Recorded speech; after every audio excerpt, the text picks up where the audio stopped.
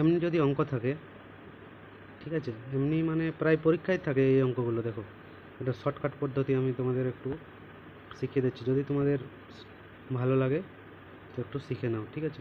বলছে একটা মূলধন 4 বছরে দ্বিগুণ হয়। 4 বছরে কি হচ্ছে? দ্বিগুণ হয়। কত বছরে সেটা 5 গুণ হবে।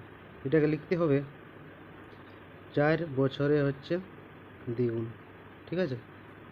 4 বছরে দ্বিগুণ। এবারে এটা গুণের জায়গা, এদিকে বছর, তাহলে এদিকে 5 লিখবে, আর এখানে একটা জিজ্ঞাসা চিহ্ন লিখে দেবে, ঠিক আছে।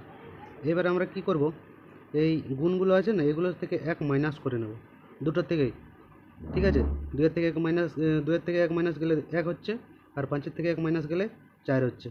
আর এখানে জিজ্ঞাসা আছে, আর করব কি, এটা বা এটা, আর এটা বা এটা। তাহলে আমরা লিখতে পারি 4 জিজ্ঞাসা চিহ্ন বা 100 লিখে নিতে পারো, মানে পরীক্ষায় তো আর টাইম পাবে না, তাহলে তাড়াতাড়ি করার জন্য সমান লিখতে পারি 1/4, ঠিক আছে। তাহলে জিজ্ঞাসা বা এক্স, জিজ্ঞাসা চিহ্ন ইজিক্যাল টু 4×4 = 16, 4×4 = 16 বছর, ডাইরেক্ট, ঠিক আছে। এত কিছু করার দরকার নেই। তাহলে আমরা কি করব, এটা ডাইরেক্ট 4×2 করে দিলি, ঠিক আছে, এখানে 5 করে দিলি, তারপরে কি করব, এখান তো জিজ্ঞাসা, তাহলে x লিখতে পারি x = 4×4 16, যেহেতু এটা হচ্ছে 4/x = 1/4, ক্রস মাল্টিপ্লিকেশন x = 16 বছর, শর্টকাট পদ্ধতি করার জন্য, ঠিক আছে।